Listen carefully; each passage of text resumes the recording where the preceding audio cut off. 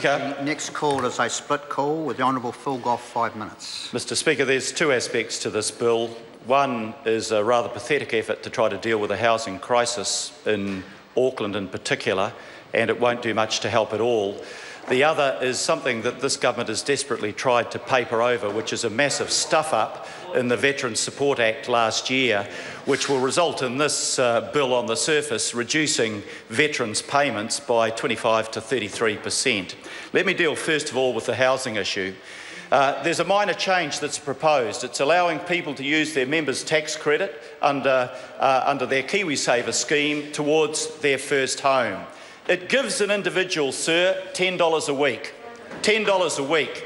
And I want to ask the members on the other side of the House how that helps people in my electorate or their electorates when they're faced with prices in Auckland going up by $1,700 a week. So there we are, we get a tax credit worth $10 a week, and the price of houses is going up 170 times faster than the aid that is given by this government. It is pathetic, sir. It is pathetic. They deny that there is a housing crisis, yet home ownership in Auckland has decreased from 3/4 of the population, 75% in the mid-1980s, to 61% today, and it's falling, sir.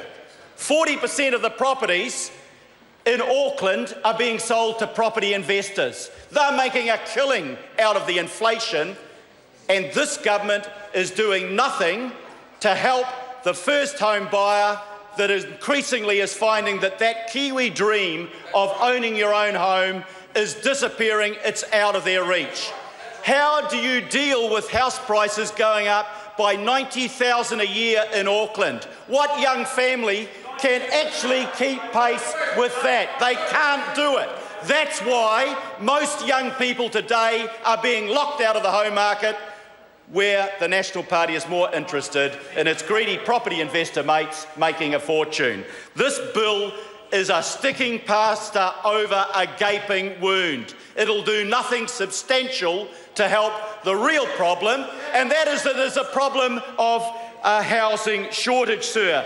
Now, you know, all the time the National Party what Treasury advice is and how they're following Treasury advice. What does Treasury say about this? It says, sir, that this won't make it better for homeowners, it'll make it worse. Let me quote, the government will end up undermining affordability for first home buyers. When you add to the demand and you don't add to the supply, as this bill does, all you do is push home prices up further. The only real beneficiaries of this measure will be property investors. Now, Mr. Speaker, I want to talk about the other aspect to this bill, because I proudly stood in this House and supported the Veterans Support Bill that went through last year.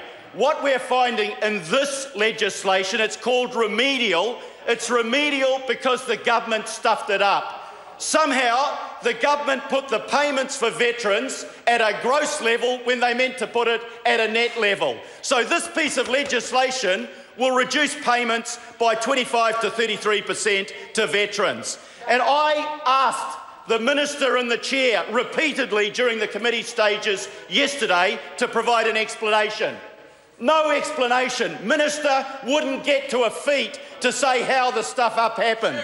Wouldn't get to her feet to apologise to the veterans for the mistake that was made. Wouldn't explain why the veterans hadn't been informed. Sir, that was a disgrace. And I challenge the next National Speaker to answer this question. How much has been paid over what should have been paid, and to how many veterans? Very simple question. Veterans deserve to know that. The country needs to know that. Will this legislation be retrospective? Will the government be clawing money back that they paid to the veterans received in good faith, and now they're saying the veterans are not entitled to it? They are easy questions, sir. The answer may be none. If so, why won't one national member get up in the House and say that? Why would the minister repeatedly fail to answer questions? The minister's paid $280,000 a year to answer the question, and we had ministers in the chair yesterday that wouldn't get up and give an explanation to the country, wouldn't give an apology, wouldn't give an answer. I call Stuart Nash. Thank you very much, Mr. Speaker. Mr. Speaker, I'd like to pick up where